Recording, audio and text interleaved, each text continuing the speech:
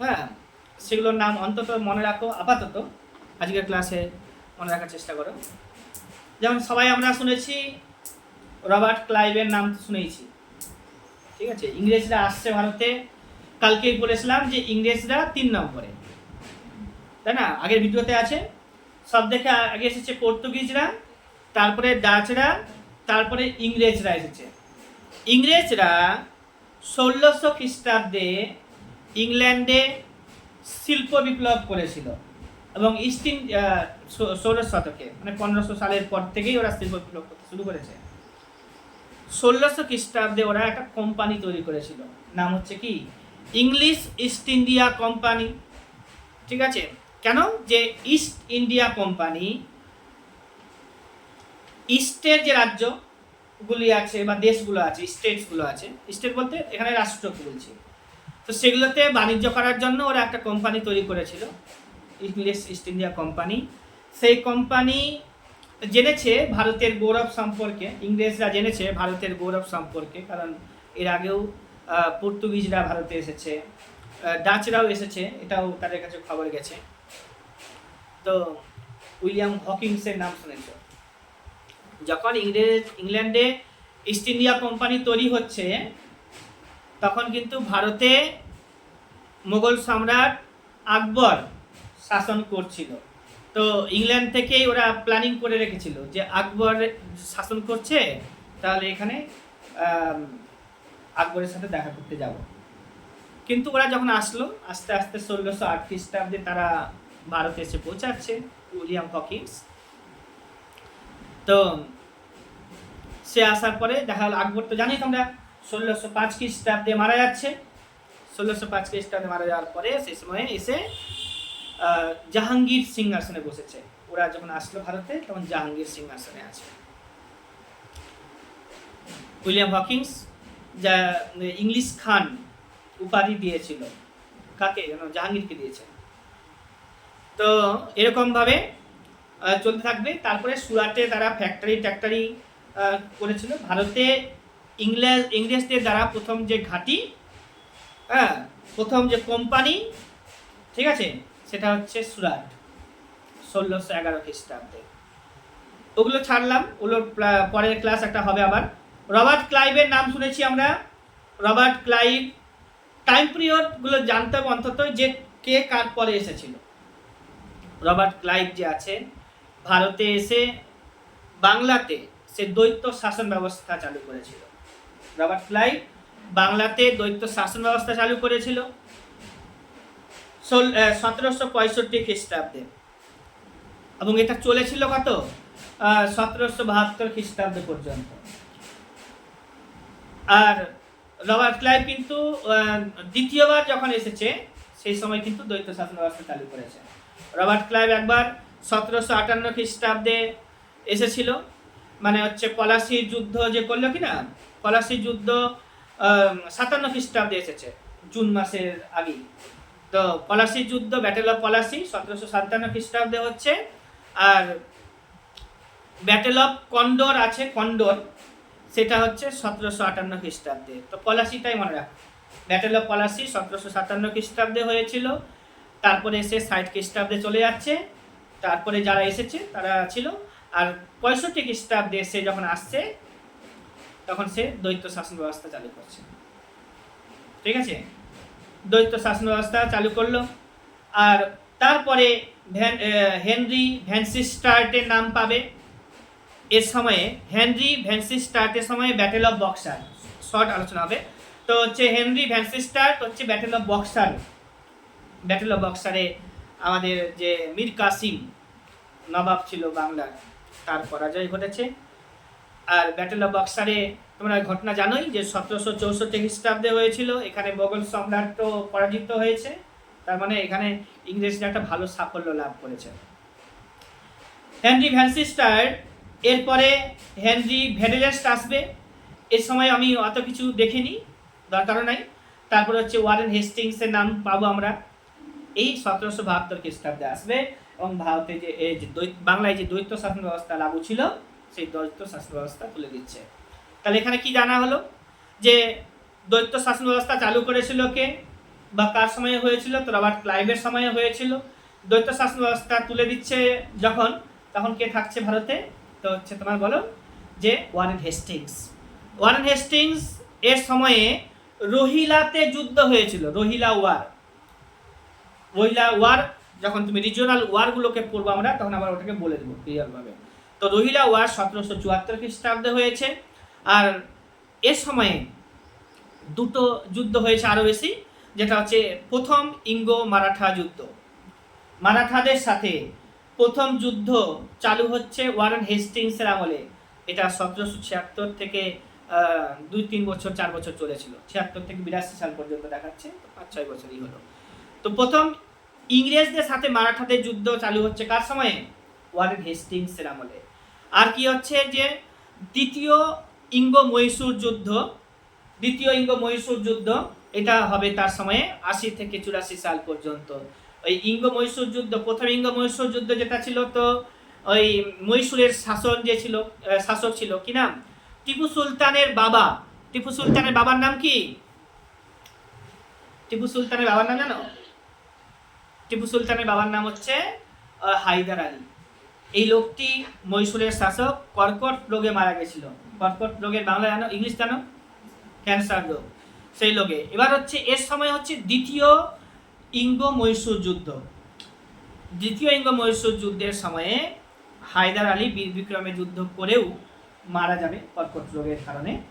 তারপরে আমাদের টিপু সুলতান সেই যুদ্ধটা করবে, এবং শেষ পর্যন্ত ইংরেজরা প্রায় হেরে যাওয়ার মতোই ব্যাপার। তো ওরা চুক্তি করে নেবে। ইংরেজদের ওটাই নিয়ম আছে যে ওরা হেরে গেলে চুক্তি করে নেবে, হাত পা ধরে, পরবর্তীতে কিন্তু আবার শোধ তুলে নেয়। তারপরে আমরা পড়বো লর্ড ওয়ারেন হেস্টিংসের পড়লাম। তারপরে কর্নওয়ালিসের লেখা আছে, কর্নওয়ালিস আসবে। Cornwallis, Lord Warren Hastings, Lord Wellesley, হ্যাঁ, এদের সম্পর্কে আমার সুন্দর নোটস আছে অনলাইন বেসিসে। আমি ওটা গ্রুপে পাঠিয়ে দেবো আজকে, কারণ আমার আপলোড করা আছে। কিসে? আমার হচ্ছে ফেসবুক গ্রুপগুলো আছে, ওখানে আপলোড করা আছে, আমি তোমাদেরকে দিয়ে দেবো। এছাড়াও লর্ড আরমহাস্টের নাম পাবো আমরা। ওই যে বার্মা, মানে হচ্ছে মায়ানমারের সাথে যুদ্ধ হয়েছিল, বার্মার সাথে যখন যুদ্ধ হয়েছিল তখন লর্ড আরমহাস্ট আমাদের ভারতে ছিল। এটা হচ্ছে 1823।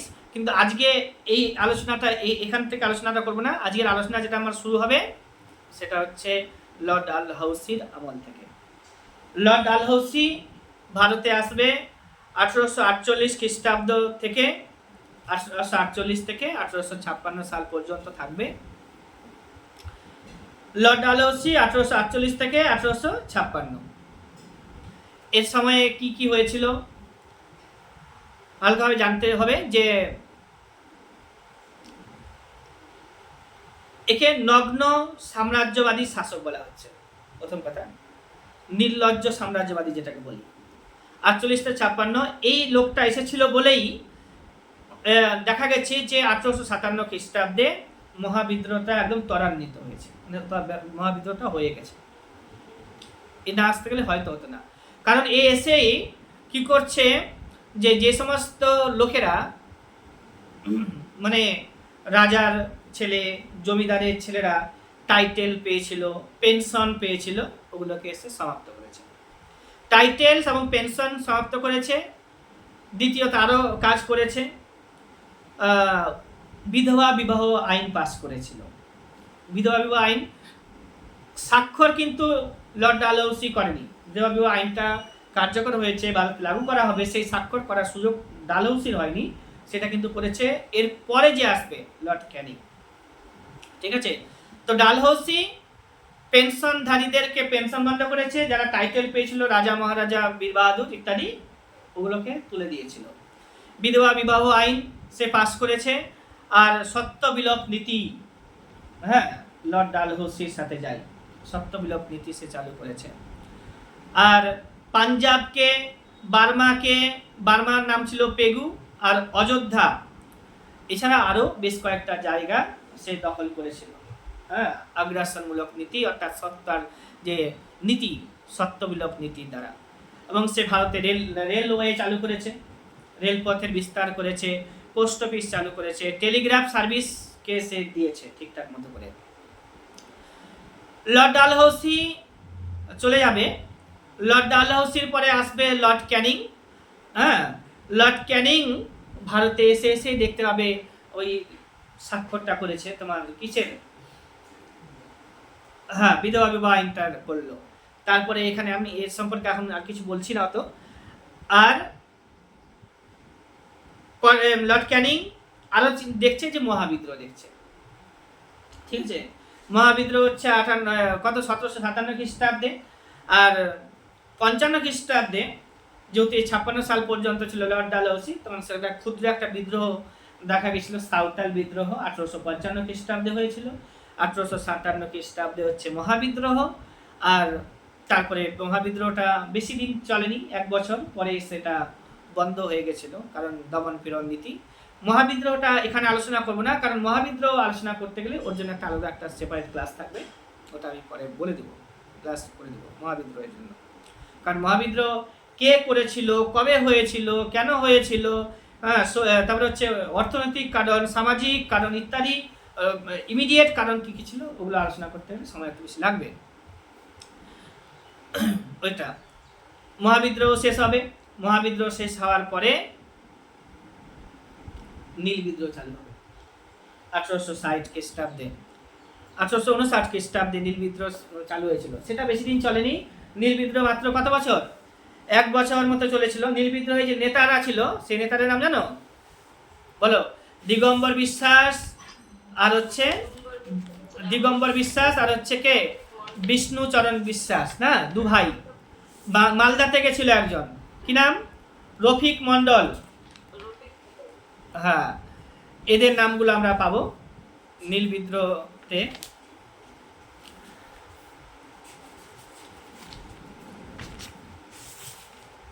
আর এই সময়ে নীল বিদ্রোহ, তো নীল বিদ্রোহ হচ্ছে এটা হচ্ছে দিগম্বর বিশ্বাস আর হচ্ছে বিষ্ণুচরণ বিশ্বাস, এরা 2 ভাই। এরা নদিয়া জেলা, এদের বাড়ি নদিয়া জেলার চৌগাছা থেকে এরা নেতৃত্ব দিয়েছিল। এদেরকে বলা হচ্ছে বাংলার 2 ভাইকে বাংলার টাইটেলার। দিগম্বর বিশ্বাস আর বিষ্ণুচরণ বিশ্বাসকে বলা হচ্ছে বাংলার টাইটেলার। আর সেই সময়ে জমিদার ছিল নানা সাহেব রামরতন মল্লিক, বাংলার নানা সাহেব, একে বলা হচ্ছে জমিদার, তার নাম হচ্ছে রামরতন মল্লিককে বাংলার নানা সাহেব বলা হয়। তো বাংলাতে সে কোথাকার সে জমিদার ছিল, সে নড়াইলের জমিদার ছিল, ঠিক আছে। আর রফিক মন্ডল সে বিদ্রোহ নেতৃত্ব দিয়েছিল, সে মালদা থেকে বিদ্রোহ নেতৃত্ব দিয়েছিল। আর নীল বিদ্রোহে যদি প্রথম কেউ শহীদ হয়ে থাকে, নীল বিদ্রোহ করার কারণে প্রথম যদি কেউ শহীদ হয়ে থাকে, তার নাম হচ্ছে বিশ্বনাথ সর্দার, ঠিক আছে। বিশ্বনাথ সর্দার বাংলার রবিনহুড বলা হয়, বিশ্বনাথ সর্দার তাকে বাংলার রবিনহুড বলা হয়। আর ইংরেজরা তাকে বলতো বিশ্বে ডাকাত। এই কয়েকটা নাম আমাদের জানতে হবে। বাংলার কি বললাম, রবিনহুড, কি নাম বললাম, বিশ্বনাথ সর্দার। এই নীল বিদ্রোহের প্রথম শহীদ ছিল। ইংরেজরা তাকে বিশ্বে ডাকাত বলতো। আর বললাম বাংলার টাইটেলার বলা হচ্ছে কাকে, কাকে বলা হচ্ছে, বাংলার টাইটেলার বলা হচ্ছে দিগম্বর বিশ্বাস আর বিষ্ণুচরণ বিশ্বাস, 2 ভাইকে। এদের বাড়ি কোথায়, নদিয়া জেলার চৌগাছায়। নড়াইলের জমিদার রামরতন মল্লিক, তাকে বাংলার নানা সাহেব বলা হচ্ছে, ঠিক আছে, হলো। তারপরে হচ্ছে ওইটা গেল। তারপরে মার্সম্যানের নাম শুনেছো, মার্সম্যান, পরীক্ষাতে প্রশ্ন হয় যে নীল বিদ্রোহের কথাগুলো সেই সময় কোন কোন পত্রিকাতে প্রকাশিত হতো, এর উপরে একটা প্রশ্ন হয়। তাহলে হচ্ছে এখানে সমাচার দর্পণ পত্রিকা ছিল। নীল চাষিদের যে দুঃখ, যন্ত্রণা, দুর্দশা, সেই সমস্ত কাহিনীগুলো আলোচনা করা হতো যে পত্রিকাতে, তার নাম হচ্ছে সমাচার দর্পণ। স্যার উইলিয়াম মার্সম্যানের এটা একটা পত্রিকা, সম্পাদিত পত্রিকা। আরেকটা খুবই ভালো পত্রিকা ছিল সে সময়ে, যেটা হচ্ছে তোমার হিন্দু প্যাট্রিয়ট পত্রিকা। হরিশচন্দ্র মুখোপাধ্যায়ের নাম শুনেছ? হিন্দু প্যাট্রিয়ট পত্রিকা, অর্থাৎ হরিশচন্দ্র মুখোপাধ্যায়ের হিন্দু প্যাট্রিয়ট পত্রিকাতে নীল বিদ্রোহের যে জন্য যে চাষিদের দুঃখ দুর্দশা ইত্যাদি যে কাহিনীগুলো আছে, ওটা হচ্ছে ধারাবাহিক সংখ্যা যেটা থাকে, হ্যাঁ, ধারাবাহিকভাবে প্রকাশ করা হতো। ধারাবাহিক এখনও তুমি পত্রিকাগুলোকে দেখতে হবে, ধারাবাহিক লেখা আছে। অর্থাৎ ওইখানে না বর্তমান যে সিচুয়েশনগুলো থাকে তার উপরে মানে সাপ্তাহিকভাবে লেখা হয়। ঠিক আছে, পেপার যারা পড়ে তারা ওটা জানতে পারবে, ধারাবাহিক বলে একটা থাকে টপিক কলাম। তো ধারাবাহিকভাবে ওটা বর্ণিত হতো। নাট্যকার সে সময় ছিল দীনবন্ধু মিত্র। তার নীলদর্পণ নাটকের মাধ্যমে নীলকরদের অত্যাচারগুলোকে সেই সময় বলা হতো, যার কারণে এই দীনবন্ধু মিত্রের যে নীলদর্পণ নাটকটা ব্যান করা হয়েছিল। নীলদর্পণ নাটক এর মাধ্যমে কে নাম?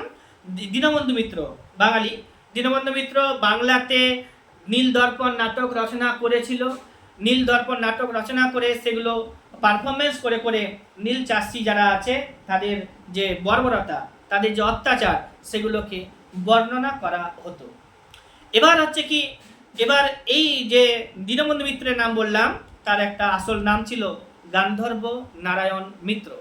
ঠিক আছে, এর আসল নাম কি? গান্ধর্ব নারায়ণ মিত্র। এবার হচ্ছে জেমস লং বলে একজন নাম পাবে তুমি, রেভারেন্ড জেমস লং। সে দেখলো যে এটা শুধুমাত্র এরকমভাবে মানে হবে না, এটাকে আবার সে ইংরেজি ভাষাতে এই করে অনুবাদ করে দিয়েছিল। এটাও পরীক্ষাতে আসে, যে কোনো সময় পরীক্ষাতে আসবে। এবার হচ্ছে নীলকররা মানহানির মামলা করলে, এবার হচ্ছে সেই কোর্টে, সুপ্রিম কোর্ট তৈরি হয়ে গেছে জানোই তো 1774 খ্রিস্টাব্দে। সেই সুপ্রিম কোর্টে নীলকররা কি করছে, যে এই যে ওরাও তো নাটকটা করেছে, জানছে, বুঝতে পারছে যে এটা ইংরেজদেরকে অর্থাৎ নীলকরদেরকে করছে, অপমান করা হচ্ছে, যার কারণে তারা মানহানির মামলা করেছিল। যার কারণে রেভারেন্ড যে লং সাহেব আছে না,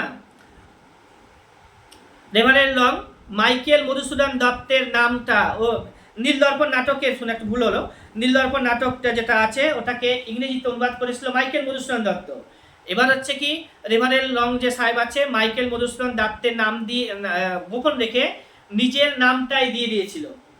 ঠিক আছে, এই জন্য লং সাহেব যে আছে, রেভারেন্ড লং সাহেব, ওকে 1 মাসের জন্য কারাদণ্ড দেওয়া হয়েছিল এবং 1000 টাকা জরিমানা করা হয়েছিল। কত বললাম যেন, যে 1 মাসের কারাদণ্ড আর 1000 টাকা জরিমানা করা হয়েছিল। আর এই জরিমানার টাকাটা কারাদণ্ড ভোগ করতেই হবে তাকে। আর যেটা 1000 টাকা মানে এখন অনেক টাকা, সেই 1000 টাকা জমিদার, সে সময়কার জমিদার কালীপ্রসন্ন সিংহ লং সাহেবের জরিমানার টাকা দিয়ে দিয়েছিল। কে দিয়েছিল? কালীপ্রসন্ন সিংহ। এটা আছে পরীক্ষাতে। আর হচ্ছে যশোহর ও নদিয়া যে জেলাটা আছে ওদেরকে বলা হতো নীল জেলা। নীল জেলা এবার হচ্ছে তৈরি হচ্ছে কি, নীল কমিশন তৈরি হচ্ছে বিভিন্ন সমস্যা সমাধান করার জন্য। নীল কমিশন তৈরি হয়েছে 1860 খ্রিস্টাব্দে। হ্যাঁ বলো বলো। এই যে কোশ্চেনটা আছে না, এই কোশ্চেনটা যে নীলদর্পণ নাটকটা ইংরেজিতে কে অনুবাদ করেছে? তো এখানে রেভারেন্ড জেমস লং আর মধুসূদন দত্ত দুটোই থাকছে। তো ওখানে অপশনে সঠিক অ্যান্সারটা কোনটা হবে? মাইকেল মধুসূদন দত্ত। ঠিক আছে, রেভারেন্ড লং সাহেব যে আছে ওটা হচ্ছে তোমার কি, যে ও ইংরেজি জানবে না, প্রথম কথা হচ্ছে ইংরেজি বাংলা জানবে না, ও ইংরেজ। এবার হচ্ছে মাইকেল মধুসূদন দত্ত এর কাছ থেকে সাহায্য নিয়েছে। মাইকেল মধুসূদন দত্ত নিজেও ভালো ইংরেজিতে পারদর্শী ছিল, সে নাটকটা রচনা করেছে। এবার মাইকেল মধুসূদন দত্তের নামটা সরাসরি দিলে ইংরেজরা কি করবে? হ্যাঁ, মাইকেল মধুসূদন দত্তকে ধরবে, তাকে সাজা দিবে বেশি করে। ইংরেজ ছিল বলে ওকে 1 মাসে সাজা দিয়েছিল, একে দিয়েছিল বেশি করে। ঠিক আছে, নামটা গোপন রেখে নামটা দিয়েছিল কে? রেভারেন্ড লং সাহেব। ঠিক আছে, এখানে একটু ক্লিয়ার হতে হবে। রচনা করেছে কে? মাইকেল মধুসূদন দত্ত। নামটা কার ছিল? রেভারেন্ড লং সাহেব। ঠিক আছে, এখানে একটু সাবধান হয়ে অ্যান্সার পারবে অ্যান্সার। ব্রিটিশদের বিরুদ্ধে গণতন্ত্রের মাধ্যমে নীল বিদ্রোহ ছিল প্রথম একটা সংগঠিত বিপ্লব। ঠিক আছে, নীল বিদ্রোহ কিন্তু পরে হচ্ছে, তার আগে কিন্তু হচ্ছে মহাবিদ্রোহ সংগঠিত নয়, অসংগঠিত একটা বিদ্রোহ। কে যার যার ইচ্ছা হচ্ছে করে নিচ্ছে, কোনো প্ল্যানিং ছিল না মহাবিদ্রোহতে। যেটা মহাবিদ্রোহের আমি আলোচনা করবো যখন ভালো করে বলে দেবো। তাহলে হচ্ছে ব্রিটিশদের বিরুদ্ধে গণতন্ত্রের মাধ্যমে সবার মিলেমিশে প্রথম যদি একটা বিদ্রোহ করছে তাহলে হচ্ছে নীল বিদ্রোহ। ঠিক আছে, এটা প্রথম সংগঠিত বিপ্লব। 1830 খ্রিস্টাব্দে লর্ড উইলিয়াম বেন্টিং পঞ্চম আইন ও সপ্তম আইন প্রবর্তন করে নীল চাষিদের দুঃখ যন্ত্রণা যেগুলো আছে সেগুলোকে মোচনের চেষ্টা করেছিল। অষ্টম আইন দ্বারা নীল চুক্তি রদ করা হয়েছে 1868 খ্রিস্টাব্দে। এগুলো আর জানবো না, দরকার নেই। এবার হচ্ছে তোমার কি নীল বিদ্রোহ হয়ে গেছে। আর 1861 খ্রিস্টাব্দে 1857 খ্রিস্টাব্দে দুটো আইন পাস করা হয়েছিল, ওটা আমি পরে বলবো, ওটা মহাবিদ্রোহের সাথে বলবো, কারণ ওটা মহাবিদ্রোহের যে চ্যাপ্টার আছে সেখানে আছে। আর হচ্ছে কি এরপরে 2-3 জন আরো আসবে যাদের সম্পর্কে আমরা অত কিছু জানছি না, মানে জানতে হবে না। যেমন হচ্ছে লর্ড এলগিন 1 1862 খ্রিস্টাব্দ 63 খ্রিস্টাব্দে লর্ড ক্যানিং আসলো। লর্ড ক্যানিং এর পরে আসছে তোমার লর্ড এলগিন 1, জাস্ট জানবে লর্ড এলগিন 1, আর স্যার জন লরেন্স আসবে। এদেরকে বাদ দিয়ে যার নাম ধরবো আমরা লর্ড মেয়ো। ঠিক আছে, লর্ড মেয়ো 1869 খ্রিস্টাব্দ থেকে 72 খ্রিস্টাব্দ পর্যন্ত ভারতে ছিল। এবার 72 খ্রিস্টাব্দে ছিল বললে ভুল হবে, যে 72 খ্রিস্টাব্দে তাকে মেরে দেওয়া হয়েছিল। 72 খ্রিস্টাব্দে ভারতের মাটিতে প্রথম বিদেশি শহীদ বলবো ওটাকে, প্রথম বিদেশি মানে ইংরেজকে মারা হয়েছে, তার নাম হচ্ছে লর্ড মেয়ো। প্রথম বিদেশি যে মারা গেছে, ঠিক আছে, মানে কি করে শুট করে। তো লর্ড এখানে মেয়ো শুট করেনি, তাকে ওই এরকমই কিভাবে ধরে মেরে দিয়েছিল। যে মেরেছিল তার নাম কি বলতে পারবে? এই লর্ড মেয়ো এক ভালো কাজ করেছিল, যে 1869 খ্রিস্টাব্দে আসছে, 71 খ্রিস্টাব্দে সে সেন্সাস চালু করে দিচ্ছে। ঠিক আছে, লর্ড মেয়র আমলে census organized statistical survey of India তৈরি হয়েছে, আর এস্টাবলিশ করেছিল সে এগ্রিকালচার অ্যান্ড কমার্স ডিপার্টমেন্ট। আর কি আছে, প্রথম সেন্সাস 1871 খ্রিস্টাব্দে লর্ড মেয়র আমলে হয়েছিল। প্রথম সেন্সাস 1871 খ্রিস্টাব্দে লর্ড মেয়র আমলে হয়েছিল। আর he was the only viceroy to be murdered by the convict in Andaman Nicobar দ্বীপপুঞ্জ। আন্দামানে বেড়ানোর সময় লোকটার নাম কি যেন ছিল, নামটা মানে ভুলে যাচ্ছি, শের আলী 1872 খ্রিস্টাব্দে তাকে মেরে দিয়েছিল। ও আন্দামানে কয়েদি ছিল, সেলুলার জেল, মেরে দিয়েছে। এ যখন চলে যাবে তখন আসবে লর্ড নর্থ ব্রুক হচ্ছে 1872 খ্রিস্টাব্দ থেকে 1876 খ্রিস্টাব্দ পর্যন্ত। লর্ড নর্থ ব্রুক হচ্ছে 1872 থেকে 1876 খ্রিস্টাব্দ। এই সময়ে যেটা হচ্ছে কুকা বিদ্রোহ আছে না, পাঞ্জাবে যে কুকা বিদ্রোহ হয়েছিল গুরু রাম সিং, সেটা হয়েছে। আর নর্থ ব্রুকের একটা ভালো কাজ, মানে খারাপ কাজ বলবো আমরা, যে নাট্যাভিনয় নিয়ন্ত্রণ আইন যেটা আছে সেটার উপরে রদ লাগিয়েছিল। নাট্যাভিনয় নিয়ন্ত্রণ আইন পাস করেছিল লর্ড ব্রুক। ঠিক আছে, 72 থেকে 76 তেমন অত বেশি কাজ হলো না, কিন্তু 72 সালে একটা আরো কাজ হচ্ছে, যে আমাদের কি নাম, যাকে বলছি আমরা রাষ্ট্রগুরু সুরেন্দ্রনাথ বন্দ্যোপাধ্যায়। সুরেন্দ্রনাথ বন্দ্যোপাধ্যায় হচ্ছে দ্বিতীয়বার সিভিল সার্ভিস পরীক্ষায় পাস করেছিল ভারত থেকে।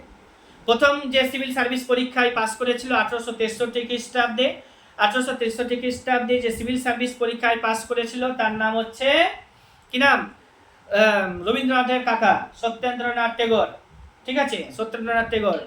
তারপরে হচ্ছে 1872 খ্রিস্টাব্দে সেই বছরে 4 জন আমাদের পরীক্ষায় পাস করেছিল। তার মধ্যে একজন হচ্ছে সুরেন্দ্রনাথ বন্দ্যোপাধ্যায়। সে চাকরিতে জয়েন করেছিল, কিন্তু তাকে সেখান চাকরি থেকে বরখাস্ত করা হয়েছিল, তাকে পোস্টিং দেওয়া হয়েছিল আসামে। ঠিক আছে, কিন্তু সে দেখেছে কিছুদিন ওখানে ট্রেনিং করানো হয়, ওখানে ট্রেনিং কালে সে দেখেছে যে ওখানকার শাসন ব্যবস্থা আলাদা, ভারতে এসে সেটা চেঞ্জ হয়ে যাচ্ছে অন্যরকম ভারতে। তো সেগুলোর উপরে কথা বলেছিল, বিরোধিতা করেছিল, যার কারণে তাকে চাকরি থেকে বরখাস্ত করা হয়েছে। ঠিক আছে, চাকরি থেকে ইমপিচ করা হয়েছে কাকে, সিভিল সার্ভিস থেকে। তো সুরেন্দ্রনাথ বন্দ্যোপাধ্যায়কে তাকে রাষ্ট্রগুরু বলা হচ্ছে। ঠিক আছে, এ নেশন ইন মেকিং বই লিখছে, এবং সে 1876 খ্রিস্টাব্দে, 1875 খ্রিস্টাব্দে আনন্দমোহন বোস, তারপরে শিশির কুমার ঘোষ, এরা করেছিল ইন্ডিয়া লীগ বলে একটা দল তৈরি করেছিল 1875 খ্রিস্টাব্দে নর্থ ব্রুকের আমলে।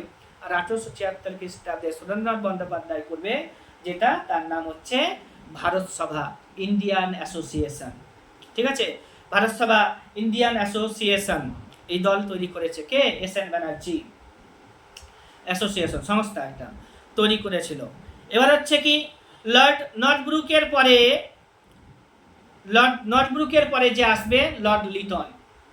ঠিক আছে, নাট্যাভিনয় নিয়ন্ত্রণ আইন এখন হলো, নাট্যাভিনয় নিয়ন্ত্রণ আইনের পরে লর্ড লিটন আসবে, ও আবার অস্ত্র আইন পাস করবে। ঠিক আছে, অস্ত্র আইন, ভারতীয়রা অস্ত্র রাখতে পারবে না। তারপরে হচ্ছে সিভিল সার্ভিসের বয়স কমিয়ে দেওয়া হয়েছিল, 21 থেকে কমিয়ে 19 করে দেওয়া হয়েছিল। ঠিক আছে, আর একটা কাজ করেছিল কে, দেশীয় ভাষায় সংবাদপত্র নিয়ন্ত্রণ আইন। আমাদের যে বইগুলো আছে তোমার হচ্ছে চক্রকয়েল হাজরা বইগুলো যদি পড়ো, এগুলো সম্পর্কে ক্লিয়ার হয়ে যাবে। হ্যাঁ, তো ক্লিয়ার হয়ে যাবে, দাঁড়াও আস্তে আস্তে করেই বলবো। এবার হচ্ছে কি কি আইন পাস করছে, অস্ত্র আইন পাস করছে লর্ড লিটন। টাইমটা মনে রাখো, এখান থেকে টাইম সব ভাইসরয়ের মনে রাখতে হবে। 1869 থেকে 1872 সাল পর্যন্ত লর্ড মেয়ো, 72 থেকে 76 সাল পর্যন্ত হচ্ছে নর্থ ব্রুক, 76 থেকে 80 সাল পর্যন্ত হচ্ছে লর্ড লিটন। লিটনের পরে আসবে যে, তার নাম হচ্ছে রিপন, 80 থেকে 84 সাল পর্যন্ত। তারপরে যে আসবে ডাফরিন, 84 থেকে 88 সাল পর্যন্ত ইন্ডিয়ান ন্যাশনাল কংগ্রেস তৈরি হয়ে যাবে লর্ড ডাফরিনের আমলে। তো এখানে যে আমি এস এন ব্যানার্জি বললাম, সুরেন্দ্রনাথ বন্দ্যোপাধ্যায়, তাকে একটু আরো বলে দিচ্ছি, তাকে বাংলার কি বলেছে, মুকুটহীন রাজা বলা হচ্ছে।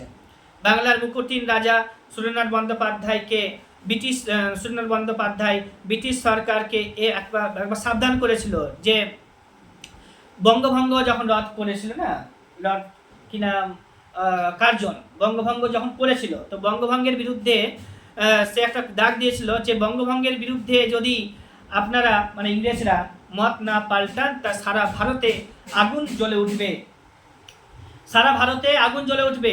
এই কথাটা বাংলায় এটা বলছে কিন্তু এস এন ব্যানার্জি, আর সারা হিন্দুস্তান মে জ্বালামুখী ফুটেগি, এই কথাটা বলবে কে, গান্ধীজি। সারা হিন্দুস্তান মে জ্বালামুখী ফুটেগি, এই কথাটা বলবে কে, গান্ধীজি। আর সারা ভারতে আগুন জ্বলে উঠবে, সে কথাটা বলছে কে, সুরেন্দ্রনাথ বন্দ্যোপাধ্যায়। এই সুরেন্দ্রনাথ বন্দ্যোপাধ্যায়কে আমরা রাষ্ট্রগুরু বলছি। ঠিক আছে, 6 তারিখে জুলাই মাসে 6 তারিখে জুলাই মাসে মানে 5 তারিখে জুলাই মাসে 1905 খ্রিস্টাব্দে সরকার একটা ঘোষণা করেছিল যে বঙ্গভঙ্গ রোধ করবো, বঙ্গভঙ্গ করবো আমরা।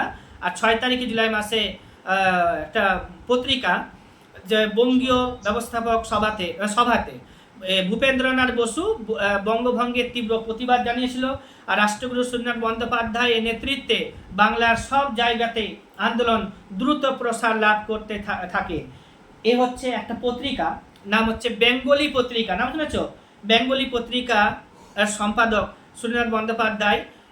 এই পত্রিকাতে মানে বেঙ্গলি পত্রিকাতে বঙ্গভঙ্গকে একটা জাতীয় বিপর্যয়, গুরুতর জাতীয় বিপর্যয় বলে সম্বোধন করেছিল।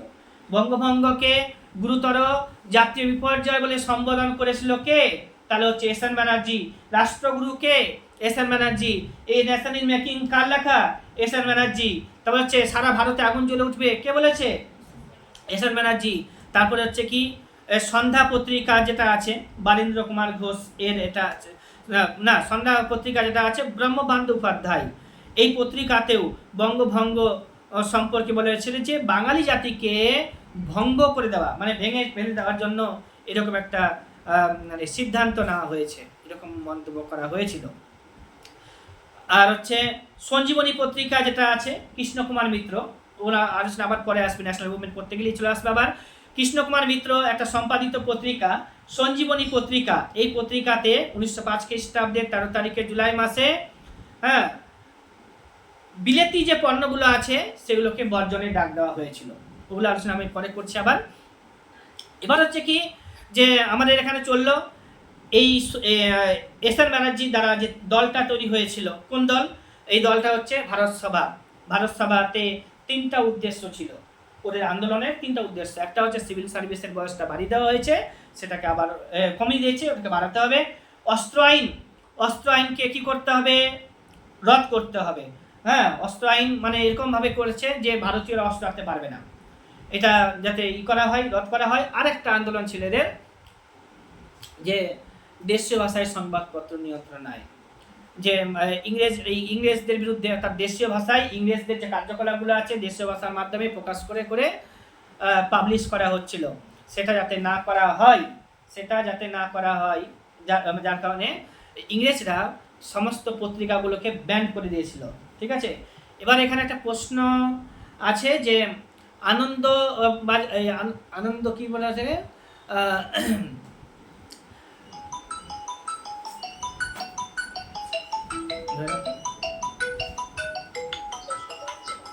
এক সেকেন্ড, লর্ড লিটনের সময়ে কি কি কাজ হলো তাহলে একবার বলো।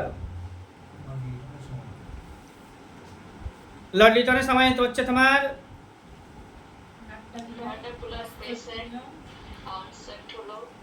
হ্যাঁ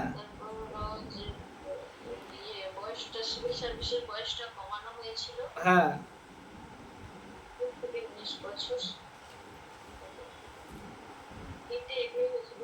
হ্যাঁ 3টা এগুলো হয়েছে, আরও হয়েছে, ওগুলো আমি পড়বো আবার। গান্নামাকের যুদ্ধ, আফগান যুদ্ধ, এগুলো হয়েছে। দ্বিতীয় আফগান যুদ্ধের সমাপ্তিটা হয়েছিল, যেটা ওটা গান্দামকের চুক্তির মাধ্যমে। ঠিক আছে, এবার হচ্ছে এসে ভালো একটা কাজ করেছে, মানে সেই বছরে 1877 খ্রিস্টাব্দে 1 জানুয়ারি, ঠিক আছে, ইংল্যান্ডের রানী ভিক্টোরিয়া যে এসেছিল তাকে ভারত সম্রাজ্ঞী ঘোষণা করা হয়েছিল। আবার বড় একটা দরবার তৈরি করা হয়েছিল, এটা লর্ড লিটন বলে। ইংল্যান্ডের রানী ভিক্টোরিয়াকে ভারত সম্রাজ্ঞী করা হয়েছিল, কাইজারি হিন্দ যেটা বলি আমরা। আর এমপ্রেস অফ ইন্ডিয়া রানী ভিক্টোরিয়া কত সালে? তো ওটা হচ্ছে 1877 খ্রিস্টাব্দে। ঠিক আছে, আর দেশীয় ভাষার সংবাদপত্র নিয়ন্ত্রণ আইন পাস হয়েছে। এবার দেশীয় ভাষায় সংবাদপত্র আইনটা পাস হলো। অমৃত বাজার পত্রিকা নামে একটা পত্রিকা আছে, শিশির কুমার ঘোষ, আনন্দমোহন বোসের। ঠিক আছে, ওই পত্রিকাটা শুধুমাত্র একটাই পত্রিকা যেটাতে ওই লর্ড লিটনের যে দেশীয় ভাষায় সংবাদপত্র আইন, অর্থাৎ ভার্নাকুলার প্রেস অ্যাক্ট, ওটার দাগ লাগতে পারেনি। বাকি সব পেপার মিলগুলো বন্ধ হয়ে গেছিল, কিন্তু ওটা চালু হয়ে গেছিল। কারণ ওটা যেদিনই আইনটা পাস করেছিল, এটা হচ্ছে 1978 খ্রিস্টাব্দে 14 তারিখে মার্চ মাসে, তার পরের দিন 15 তারিখে মার্চ মাসে ইংরেজি ভাষায় প্রকাশিত হতে শুরু করেছে পত্রিকাটা। অমৃত বাজার পত্রিকা পুরোপুরি আজকে বাংলায় পড়েছি, কালকে ইংরেজিতে। এটা সম্ভব হয়েছিল এই কারণেই, কারণ অমৃত বাজার পত্রিকা আগের থেকেই মাঝে মাঝে ইংরেজিতেও কি বলতো ওটাকে বলে, পেপার পাবলিশ করতো। ঠিক আছে, বাকি সব পত্রিকাগুলো বন্ধ হয়ে গেছিল।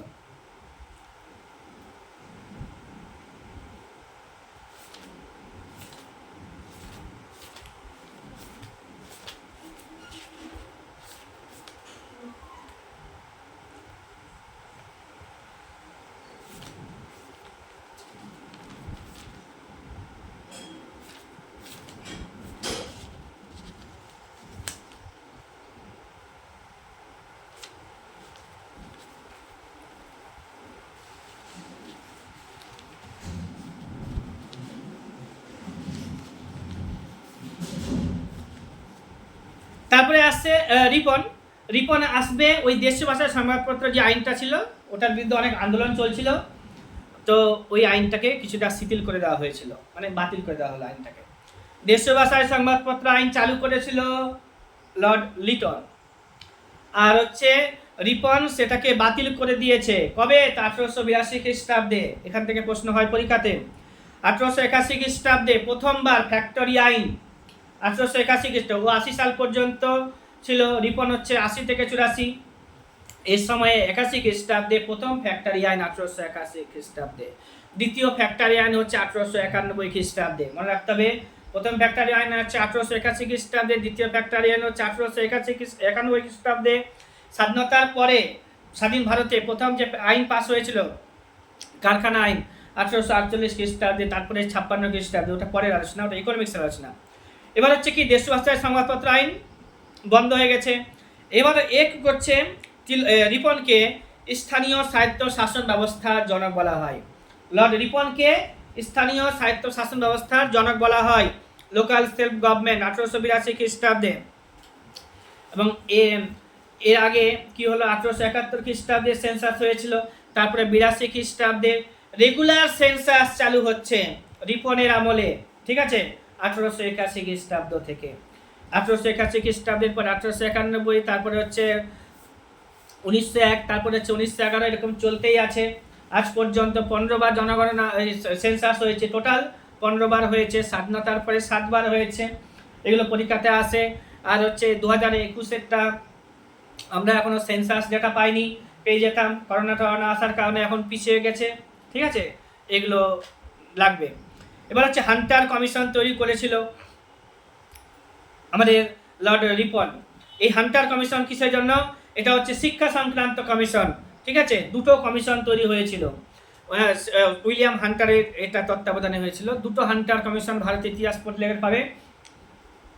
একটা হান্টার কমিশন হচ্ছে এর আমলে, লিটনের আমলে, আর রিপনের আমলে। আর একটা হচ্ছে তোমার হান্টার কমিশন পাবে 1919 খ্রিস্টাব্দে, যখন জালিয়ানওয়ালাবাগের হত্যাকাণ্ড হয়েছিল, তখন জালিয়ানওয়ালাবাগ হত্যাকাণ্ডের তদন্ত করার জন্য হান্টার কমিশন তৈরি করা হয়েছিল, ঠিক আছে, ওটা মনে রাখতে হবে, পরে বলবো।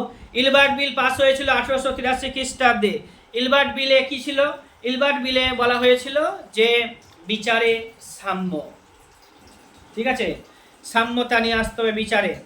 এবার হচ্ছে ইলবার্ট বিল আনার কারণে রিপনের উপরে সবাই বিদ্রোহী করেছিল, যারা ইংরেজ ছিল। ইংরেজদেরকে শাসন করবে কে? ভারতীয় বিচারপতিরা, ঠিক আছে, মানে সবাই যে যার মতো করে বিচার করতে পারবে।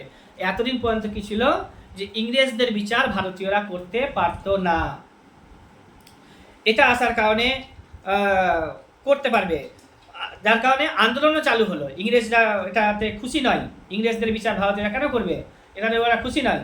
তো বিচার বিদ্রোহ হয়েছিল, ইলবার্ট বিল বিতর্ক, ঠিক আছে। ইলবার্ট বিল মামলাটা যেটা, ওটা কি কিসের জন্য, কিসের সাথে যুক্ত? তো হচ্ছে বিচারের সাম্যতা।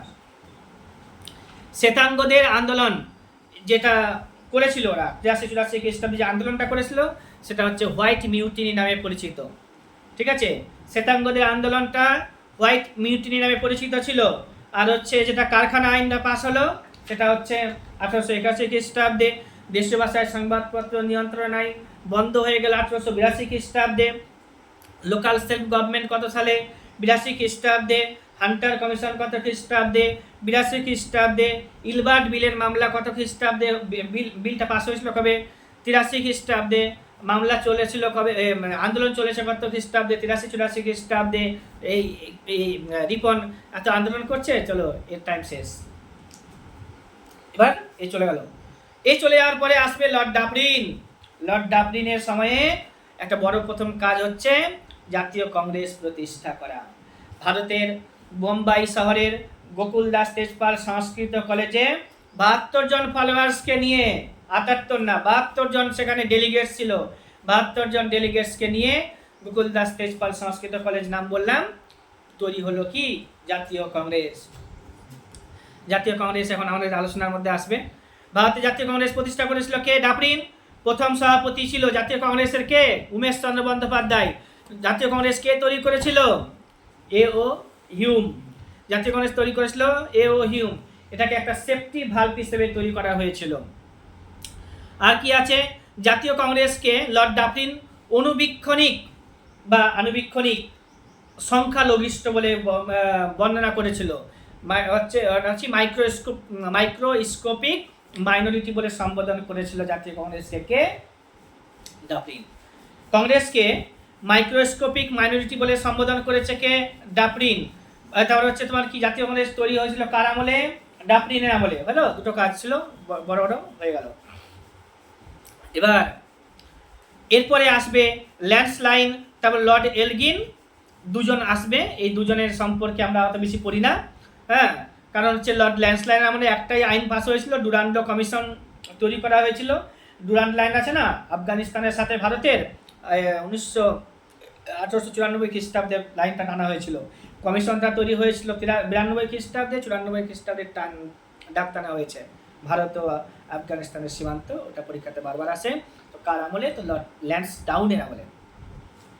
কার আমলে বললাম? লর্ড ল্যান্সডাউনের আমলে। আর হচ্ছে কি লর্ড এলগিন তারপরে আসবে। এর সময় কি হচ্ছে, ওই যে তিলক যে চালু করেছিল গণপতি উৎসব আর শিবাজি উৎসব, ওটা হচ্ছে লর্ড এলগিনের আমলে। এটুকুটাই মনে রাখতে হবে। আর একটা জিনিস আছে যে স্বামী বিবেকানন্দের নাম শুনেছ? স্বামী বিবেকানন্দ তৈরি করেছিল, শিকাগোতে গেছিল যখন, তখন ল্যান্সডাউন ছিল। আর যখন স্বামী বিবেকানন্দ ভারতে এসে রামকৃষ্ণ মিশন তৈরি করছে 1897 খ্রিস্টাব্দে, তখন হচ্ছে লর্ড এলগিন। তাহলে কি জানলাম? যে ডুরান্ডো লাইন টানা হয়েছিল যে সময়, সে সময় ভারতের ভাইসরয় কে ছিল বলো? Lord Lansdowne. আর হচ্ছে তোমার কি যখন স্বামী বিবেকানন্দ তৈরি করছে রামকৃষ্ণ মিশন, তখন কে থাকছে? Lord Elgin. আর হচ্ছে লর্ড ল্যান্সডাউন। হয়ে গেল শেষ। কার্জনেরটা আমি একটু পরে পড়ছি, তার আগে একটু জাতীয় কংগ্রেসটাকে দেখি।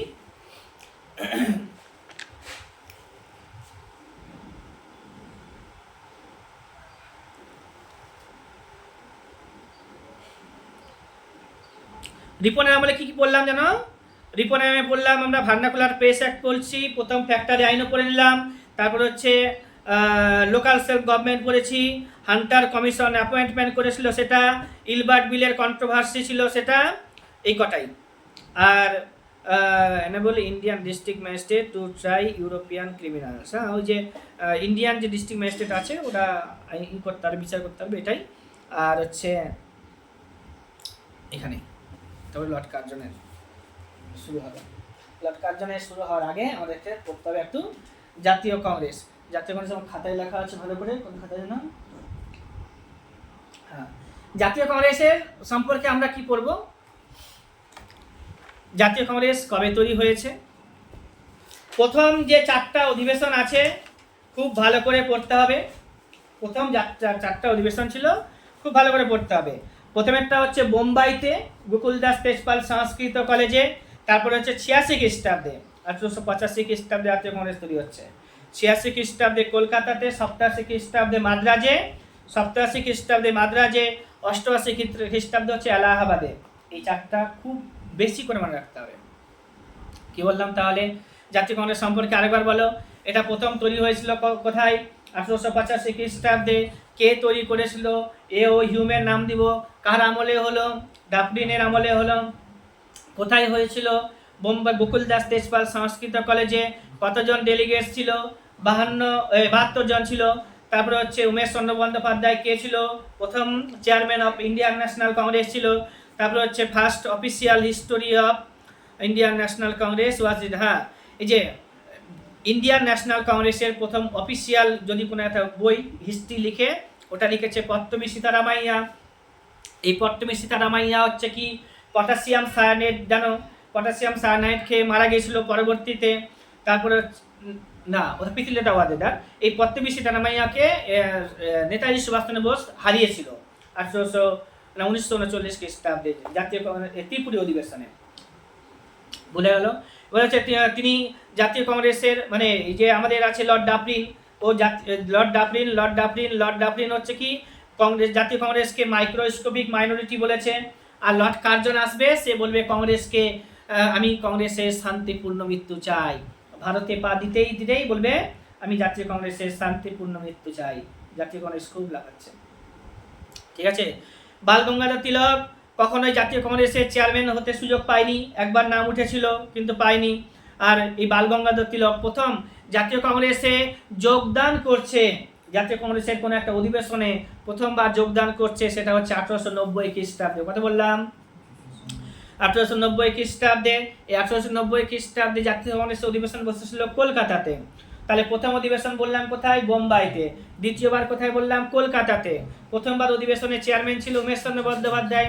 দ্বিতীয়বারে কে ছিল? দ্বিতীয়বারে কে? দাদাভাই নওরোজি। দাদাভাই নওরোজি জাতীয় কংগ্রেসে 3বার চেয়ারম্যান ছিল। উনি 1886 খ্রিস্টাব্দে, 1893 খ্রিস্টাব্দে আর 1906 খ্রিস্টাব্দে। ঠিক আছে, ওই 1906 খ্রিস্টাব্দেই আমাদের বালগঙ্গাধর তিলকের নামটা উঠেছিল। 6 না 5? 6 না 5? 6 সালের দিকেই হবে। এবার বালগঙ্গাধর তিলককে বোঝানো হলো যে এত বড় একটা সিনিয়র বসছে, জাতীয় কংগ্রেসের চেয়ারম্যান হতে চাইছে, তাহলে তুমি এবার হইলে না, পরে সুযোগ পাওয়া যেতে পারে। মেনে নিয়েছিল এরকমভাবে। এবার হচ্ছে 7 খ্রিস্টাব্দে এসেছে আবার সুযোগ। 7 খ্রিস্টাব্দে হ্যাঁ,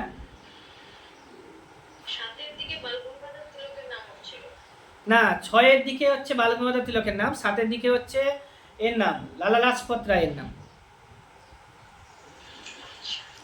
7-এ হচ্ছে লালা লাজপত রায়, হচ্ছে চরমপন্থীদের দলের লালা লাজপত রায়, আর নরমপন্থী যারা আছে তাদের দলে হচ্ছে কি নাম? তাদের দলে হচ্ছে ওই যে রাসবিহারী ঘোষ। রাসবিহারী ঘোষ 7 খ্রিস্টাব্দে। এবার হচ্ছে কি, সুরেন্দ্রনাথ বন্দ্যোপাধ্যায় কিন্তু জাতীয় কংগ্রেসের প্রথম অধিবেশনে প্রেজেন্ট ছিল না, কারণ সুরেন্দ্রনাথ বন্দ্যোপাধ্যায় যে একটা দল ছিল, হ্যাঁ, ইন্ডিয়ান অ্যাসোসিয়েশন না, ইন্ডিয়ান ন্যাশনাল কনফারেন্স, তার একটা অধিবেশন ছিল জাতীয় কলকাতাতে, যার কারণে জাতীয় কংগ্রেস তো বোম্বাইতে তৈরি হচ্ছে, প্রেজেন্ট থাকতে পারেনি। দ্বিতীয়বার এসে আবার প্রেজেন্ট হয়েছে। ঠিক আছে, পরীক্ষাতে এটা প্রশ্ন হয় যে নিচের 4 জনের মধ্যে কে জাতীয় কংগ্রেসের প্রথম অধিবেশনে প্রেজেন্ট ছিল না? জাতীয় কংগ্রেসের প্রথম অধিবেশনের চেয়ারম্যান কে? জাতীয় কংগ্রেসের প্রথম অধিবেশনের চেয়ারম্যান কে? নাম কি নাম? হ্যাঁ, উমেশচন্দ্র বন্দ্যোপাধ্যায়। আর হচ্ছে তৈরি করেছিল যেটা এও হিউম, 72 জন ডেলিগেটস, বোম্বাই গোকুলদাস তেজপাল সংস্কৃত কলেজ। অনেকবার বলে দিলাম, আর বলবো না ভিডিওতে। এবার হচ্ছে তোমার কি, যে 1885 খ্রিস্টাব্দে হচ্ছে বোম্বাইতে, 86 খ্রিস্টাব্দে কলকাতাতে, আর তারপরে হচ্ছে মাদ্রাজে, তারপরে হচ্ছে এলাহাবাদে, তারপরে আবার বোম্বাইতে হবে 89 খ্রিস্টাব্দে। 88 খ্রিস্টাব্দে যখন আসবে তখন হচ্ছে জর্জ ইউল, প্রথম ইংরেজ। 87 খ্রিস্টাব্দে হচ্ছে প্রথম Muslim president of Indian National Congress Badruddin Tyabji. 86 খ্রিস্টাব্দে উমেশচন্দ্র বন্দ্যোপাধ্যায়। 85 খ্রিস্টাব্দে হচ্ছে কি নাম? উমেশচন্দ্র বন্দ্যোপাধ্যায়। এই 4 জনের নাম তো অন্তত মনে রাখতেই হবে। তারপরে হচ্ছে 1890 খ্রিস্টাব্দে কলকাতাতে হয়েছিল, সেই সময় বালগঙ্গাধর তিলক প্রথমবার উপস্থিত হলো। আর 1892 খ্রিস্টাব্দে আবার উমেশচন্দ্র বন্দ্যোপাধ্যায় সুযোগ পেয়েছিল, সেটা আর না জানলেও হবে, কিন্তু জানতে হবে দাদাভাই নওরোজি 93 খ্রিস্টাব্দে হয়েছিল, যেবার সেটা হচ্ছে আমার লাহোরে। আর 1906 খ্রিস্টাব্দে হচ্ছে কলকাতাতে 2বার, আর লাহোরে 1বার।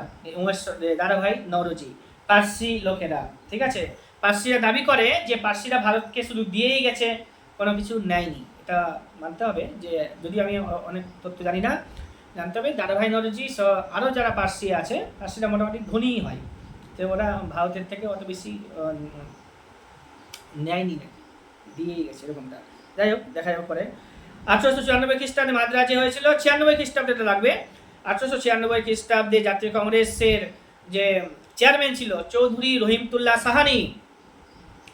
1896 খ্রিস্টাব্দে জাতীয় কংগ্রেসের যে চেয়ারম্যান ছিল চৌধুরী রহিমতুল্লাহ সাহানি, সেই সময় বন্দে মাতরম যে সংটি আছে প্রথমবারে গাওয়া হয়েছিল। 1896 খ্রিস্টাব্দে কি গাওয়া হয়েছে বললাম তাহলে? বন্দে মাতরম সংটি গাওয়া হয়েছিল। এই বন্দে মাতরম সং কার লেখা? বন্দে মাতরম সংটি কার লেখা?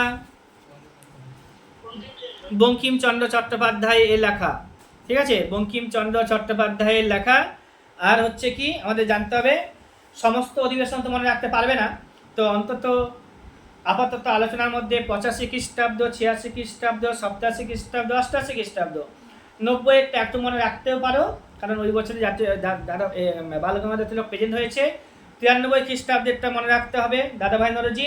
96 খ্রিস্টাব্দেরটা মনে রাখতে হচ্ছে এখানে, যে বারবার পরীক্ষাতে জিজ্ঞাসা করেছে বঙ্গভঙ্গ প্রথম কবে গাওয়া হয়েছে জাতীয় কংগ্রেসের অধিবেশনে, ওটা হচ্ছে 96। আর হচ্ছে আরেকটা গান আছে 1900 কত যেন, জনগণ মন, ওটা গাওয়া হয়েছে 1911 খ্রিস্টাব্দে, ওটা আমি পরে বলবো আবার। এবার হচ্ছে ঐতিহাসিক রমেশচন্দ্র দত্ত, অনেক করেছো। রমেশচন্দ্র দত্ত একবার জাতীয় কংগ্রেসের চেয়ারম্যান ছিল, ওটা অত বেশি ইম্পর্টেন্স নয়। তো 1899 খ্রিস্টাব্দে যখন বা যেই বছরে লর্ড কার্জন ভারতের রাজনীতিতে মানে ভারতে এসে পৌঁছচ্ছে। এবার হচ্ছে কি এইটুকুটাই। তারপরে হচ্ছে লর্ড কার্জন চলে আসবে। এবার লর্ড কার্জনের পরে যারা আসবে তারা তো জাতীয় কংগ্রেসের সাথে খুবই উৎপাটাংভাবে মিশবে, ঠিক আছে, অনেক আন্দোলন পাবো। তো জাতীয় কংগ্রেসের আলোচনা আর 1905 সাল পর্যন্ত 1885 থেকে 1905 সাল পর্যন্ত জাতীয় কংগ্রেসের একটা মডারেট ফেজ ছিল। এই মডারেট ফেজে খুব বেশি আলোচনা পাবে না, কারণ এখানে দাবি দেওয়া চাইতো ইংরেজদের কাছ থেকে, ইংরেজরা দিত না, ভারতীয়রা মেনে নিত, ঠিক আছে। এবার হচ্ছে কি 5-এর পর থেকে সব চলবে, ঝামেলা শুরু হবে, ঠিক আছে। 5-এর পর থেকে ঝামেলা শুরু হবে, যে চরমপন্থী ভাব আসবে, এবং তখন থেকে লর্ড কার্জনও উল্টাপাল্টা সব সিদ্ধান্ত নেবে। তারপরে আন্দোলন অনেক চলবে, অনেক গুপ্ত বাহিনীগুলো গুপ্ত দলগুলো তৈরি হবে, এগুলো সম্পর্কে আমরা পড়বো আবার। তো এখানে হচ্ছে শোনো যে 1905 খ্রিস্টাব্দে জাতীয় কংগ্রেসের চেয়ারম্যান ছিল গোপাল কৃষ্ণ গোখলে, 6 খ্রিস্টাব্দে দাদাভাই নরজি, 7 খ্রিস্টাব্দে রাসবিহারী বসু, আর 8 খ্রিস্টাব্দে জাতীয় কংগ্রেসের অধিবেশন হয়নি। প্রিভিয়াস সেশন যেটা ছিল 7 খ্রিস্টাব্দের প্রিভিয়াস সেশন, ওটাই কন্টিনিউ হয়েছিল। 9 খ্রিস্টাব্দে হচ্ছে মদন মোহন মালব্য, 9 খ্রিস্টাব্দে মদন মোহন মালব্য। কি বললাম তাহলে ইতিহাস হিসেবে? গোপাল কৃষ্ণ গোখলে 5 খ্রিস্টাব্দে, 6 খ্রিস্টাব্দে দাদাভাই নরজি, 7 খ্রিস্টাব্দে রাসবিহারী ঘোষ, তারপর হচ্ছে 8 খ্রিস্টাব্দে প্রিভিয়াস সেশন কন্টিনিউ, 9 খ্রিস্টাব্দে মদন মোহন মালব্য, ঠিক আছে। সুরেন্দ্রনাথ বন্দ্যোপাধ্যায় একবার হয়েছিল 1902 খ্রিস্টাব্দে, এস এন ব্যানার্জি 1902 খ্রিস্টাব্দে হয়েছিল, ওটা আমি মনে রাখতে বলছি না তোমাদেরকে এখন, ঠিক আছে। আর 1911 খ্রিস্টাব্দে হয়েছিল জনগণ মন প্রথম গাওয়া হয়েছিল, কলকাতাতে হয়েছিল, ওটার সম্পর্কে আমি আবার পরে বলছি। লর্ড হার্ডিং যখন পড়বো তখন বলছি আবার। তাহলে এইটুকুটাই হচ্ছে জাতীয় কংগ্রেস এখানে আপাতত 20 বছরের জন্য। এখানে কয়েকটা কথা আরও জানতে হবে, যে ন্যাশনাল কংগ্রেস যে শব্দটি আছে, হ্যাঁ, এইটি এস এন ব্যানার্জি সম্পাদিত বেঙ্গলি পত্রিকায় প্রথমবার উল্লেখ পাওয়া গিয়েছিল।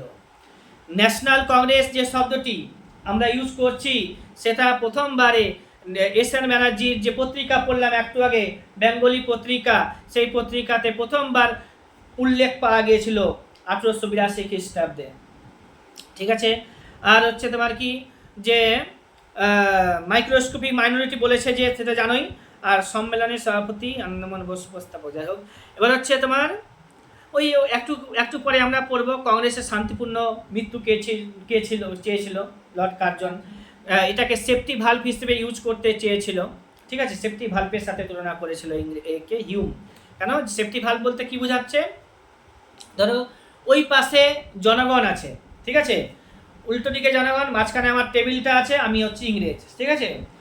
ইংরেজদের আগে এরা জাতীয় কংগ্রেস, আর হচ্ছে ওইদিকে আছে জনগণ, অর্থাৎ ভারতের জনগণ যদি কোনো দাবি দেওয়া প্রথম চাই, তাহলে একটা সংস্থার মাধ্যমে আসতে হবে, সরাসরি ইংরেজদের উপরে হামলা করে যেতে পারবে না, যেটা 1885 খ্রিস্টাব্দে। 1885 খ্রিস্টাব্দের আগেই যদি ইংরেজরা একটা কোনো দল তৈরি করে দিতে হতো, যেখানে ভারতীয়রা তাদের আশা আকাঙ্ক্ষার কথা, তাদের দাবি দেওয়ার কথা, তাদের জ্বালা যন্ত্রণার কথা বলতে পারবে, এরকম যদি কোনো বডি, কোনো যদি অর্গানাইজেশন থাকতো, তাহলে ইংরেজদেরকে সরাসরি 1857 খ্রিস্টাব্দের মহাবিদ্রোহটাকে ফেস করতে হতো না, কিন্তু হতে হয়েছে, কারণ এরকম কোনো দল ছিল না। আর 1885 খ্রিস্টাব্দের পরে সরাসরি বিদ্রোহগুলো হয়নি, এরকম আশা ওরা করেছিল, দল তৈরি করেছে, অনেকটাই সাকসেস পেয়েছে। নাহলে আরও বড় বড় বিদ্রোহ সেটা সরাসরি ইংরেজদের সাথেই হতো, ঠিক আছে, কিন্তু এরকম কিছু হয়নি। কেন? যে জাতীয় কংগ্রেস, এবার হচ্ছে উত্তেজিত জনতা যা কিছু বলছে জাতীয় কংগ্রেসের মাধ্যমে আসছে, লিডারের মাধ্যমে আসছে। প্রত্যেক রাজ্যে, প্রত্যেক গ্রামে কি আছে, লিডার আছে, জাতীয় কংগ্রেসের লিডাররা আছে। তো এবার হচ্ছে কি, গ্রামের সাধারণ মানুষ কোনো দাবি দাওয়ার কথা যদি বলে, দুর্দশার কথা বলে, লিডারকে এসে প্রথমে বলে, লিডার তখন জাতীয় কংগ্রেসে সেটা উত্থাপন করে, জাতীয় কংগ্রেস তখন ওটা চিঠির মাধ্যমে, হ্যাঁ মানে কি বলে ওটাকে, মার্জিতভাবে, ঠিক আছে, ইংরেজদের কাছে পেশ করবে।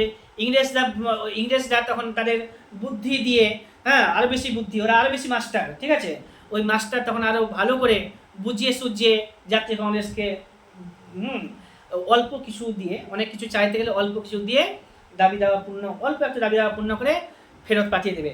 ওটা এসে গ্রামের লোকেদেরকে বা লিডাররা সান্ত্বনা দিয়ে দিবে, আন্দোলন স্থগিত, ঠিক আছে। এরকমই একটা ফেজ মানে তৈরি করেছিল, অর্থাৎ এটা হচ্ছে সেফটি ভাল্ব তৈরি করেছিল জাতীয় কংগ্রেসকে প্রতিষ্ঠা করে, ঠিক আছে।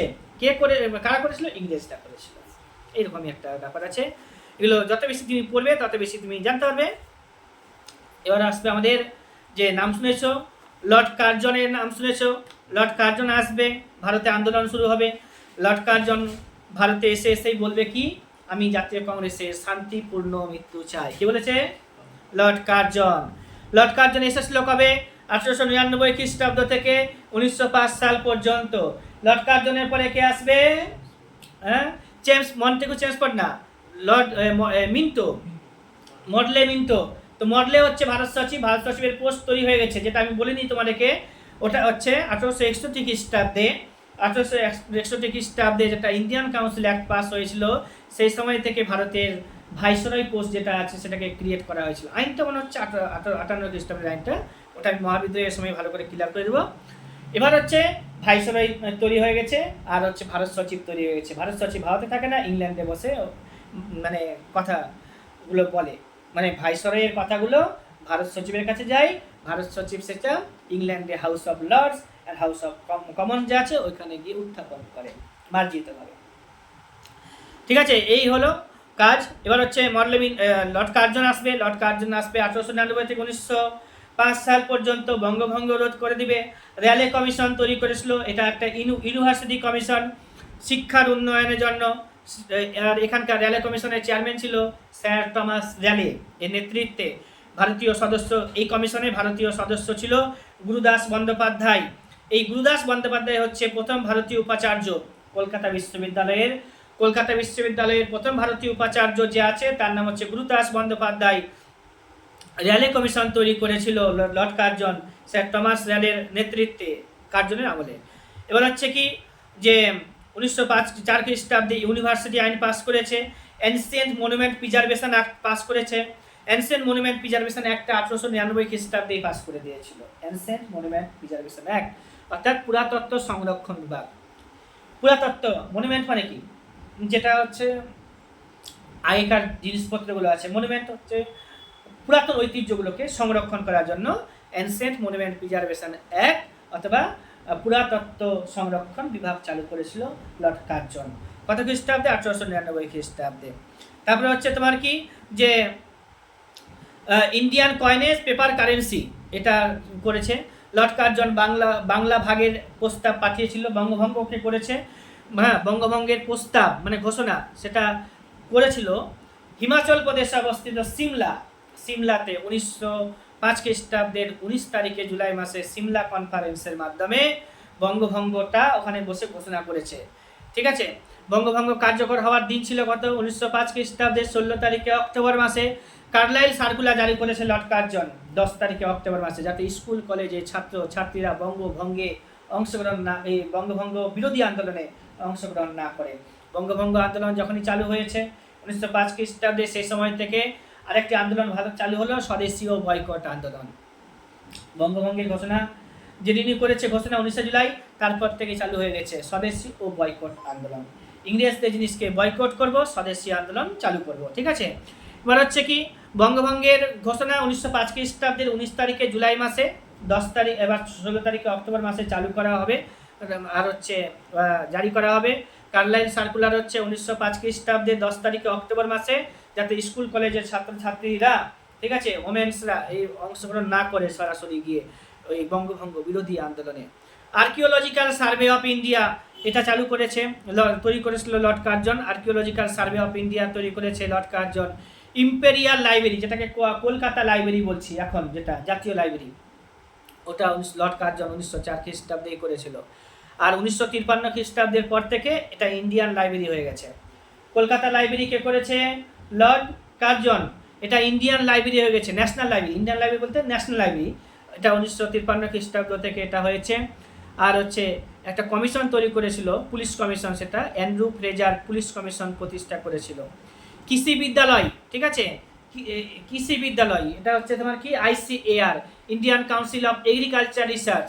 ICAR, Indian council of agriculture research তৈরি করেছিল কোথায়? তো বিহারের পুসাতে। বিহার বলতে দিল্লির পুসাতে, এখন পুসা দিল্লিতে আছে, আগে বিহারে কথা বলতো, বিহারের পুসাতে। এটা 1904 খ্রিস্টাব্দে তৈরি করেছে কে? Lord Curzon. এর সময় না সতীশচন্দ্র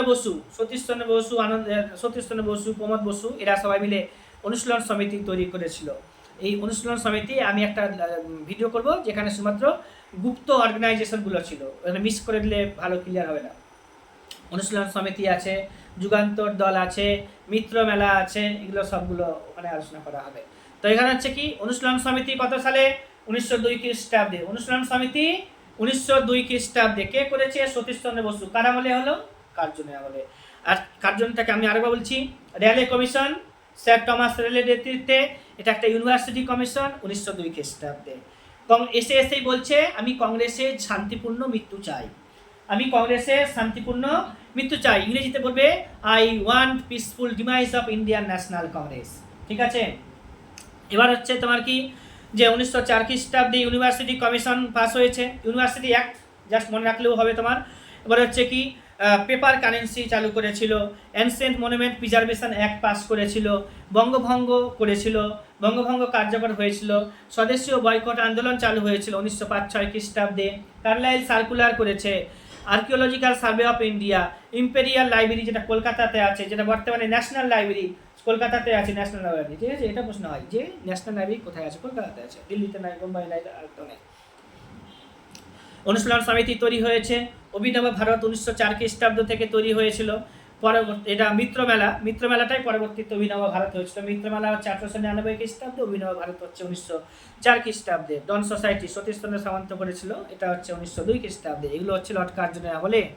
লর্ড কার্জনের একটা বায়োগ্রাফি ছিল, অটোবায়োগ্রাফি তো হবে না, তাহলে নিজে লিখত, এটা বায়োগ্রাফি, যে দি life of Lord Curzon, the life of Lord Curzon. এটা হচ্ছে রোনাল্ড সে বলে একজন লোক এটা করেছিল। ঠিক আছে, লর্ড কার্জন আমরা পড়লাম। কি বলি না যে না, কত ঘন্টা হলো? 1 ঘন্টা 2 মিনিট। 1 ঘন্টাতে বাড়ি থেকে দেখবে তো 1 ঘন্টাতে কতগুলো তথ্য আসলো। ঠিক আছে, তাহলে লর্ড কার্জন এই বইটাতে কি দিয়েছে? অ্যাপয়েন্টমেন্ট অফ পুলিশ কমিশন 1902 খ্রিস্টাব্দে অ্যান্ড্রু ফ্রেজারের নেতৃত্বে। ঠিক আছে, আর হচ্ছে ইউনিভার্সিটি কমিশনও পারবে, ইন্ডিয়ান ইউনিভার্সিটিও পেরে যাবে। ইউনিভার্সিটি কমিশন হচ্ছে স্যার টমাস রেলে। আর হচ্ছে ইন্ডিয়ান ইউনিভার্সিটি আইন পাস হয়েছিল। আর ভারতীয় সদস্য ওখানে কে ছিল? কলকাতা বিশ্ববিদ্যালয়ের প্রথম ভারতীয় উপাচার্য স্যার গুরুদাস বন্দ্যোপাধ্যায়। এবার একটু আরো করে নিই ভাইসরয়গুলোর নাম দিয়ে। এরপরে কে আসবে? কার্জনের পরে কে আসবে? এখানে পড়ার পরে তো অন্তত এইটুকুটা মনে হচ্ছে যে ভাইসরয়গুলোর নাম শুনেছো ভালো মতো করে। হ্যাঁ, আগে তো মনেই থাকতো না, থাকতো তো কি আগে থাকতোই না, এখন থাকবে, কারণ আমরা বারবারই বলি যে জিনিসগুলো বেশি হার্ড মানুষের মনে থাকে না, ওটা আমি বারবার বলি যাতে করে মনেটা ওটা শুনতে শুনতে মানুষের মাথায় ঢোকে। লর্ড মিন্টো কার্জনের পরে আসবে লর্ড মিন্টো। 5 থেকে 10, এই 11, 10-এর শেষ দিকটাতেই এসে গেছে। 11 থেকে 16 তো এর হার্ডিংয়ের সময় আসবে। লর্ড মিন্টো স্বদেশী মুভমেন্ট এর সময় চালু হয়েছিল 1905 খ্রিস্টাব্দ থেকে 8 খ্রিস্টাব্দ। কার্জনের সময় থেকে শুরু হলো, কিন্তু 5 থেকে 8। কি মুভমেন্ট? স্বদেশি মুভমেন্ট, বিদেশি বস্ত্র, বিদেশি কাপড়, বিদেশি জিনিস, বিদেশি ওয়াইন, এগুলো সব কি করতে হবে? বর্জন করতে হবে। কারণ ইংরেজদেরকে হাতে মেরে পারবে না, ভাতে মারতে হবে। একটা দেশ শক্তিশালী হয়, হ্যাঁ, অস্ত্রশস্ত্রে স্বাবলম্বী হয় কখন? যখন টাকা অর্জনের পথ ওদের সুগম হয়ে যায়, যখন অনেক টাকা আসে। এরকম আছে। স্বদেশি মুভমেন্ট হচ্ছে 1905 খ্রিস্টাব্দ থেকে 8 খ্রিস্টাব্দ পর্যন্ত বললাম। যারা যারা ছিল তারা এটাকে ফেস করবে। লর্ড কার্জন আরেকটা কাজ করেছিল, ঢাকার নবাব সলিমুল্লাহ আছে না, তার কাছে গেছে, বলছে ঢাকার নবাব সলিমুল্লাহকে যে আমি আপনাকে 14 লক্ষ টাকা দেব, ঠিক আছে, বিনা ওই নামে মাত্র সুদে আপনি সেই টাকাটা নিয়ে একটা দল তৈরি করুন, কিনা মুসলিম লীগ তৈরি করুন, আর বাংলাকে আমি ভাগ করে দিচ্ছি, বাংলাকে ভাগ করে দেওয়ার পরে তুমি আপনি এটাকে নিয়ে একটা আলাদা দেশ করে নেবেন, রাজ্য তৈরি করে নেবেন, সেখানকার নবাব হবেন আপনি, আপনি ছোট্ট নবাব, বড় নবাব হয়ে যাবেন, ঠিক আছে। ঢাকার নবাব সলিমুল্লাহ খান তো খুব খুশি, ওকে লিডার করা হয়েছে, নেতা করা হয়েছে, ইংরেজরা এসে ওকে তেল দিচ্ছে, টাকা দিচ্ছে, হ্যাঁ ঠিক আছে, আমি হয়ে যাবো। টোপ দিতে পারতে ভালো, ওই জন্য সবাই বলে কোনো মানুষ যদি খুব চালাক চতুর হয়, হ্যাঁ, ছলনার মাধ্যমে চালাক চতুর করছে, ওকে বলছে তুমি কি বিটিসি চাল দেখাচ্ছ, ওই বিটিসি চাল করে লর্ড কি নাম ওই ঢাকা নবাব সলিমুল্লাহ খানকে ফাঁসি দিয়েছে।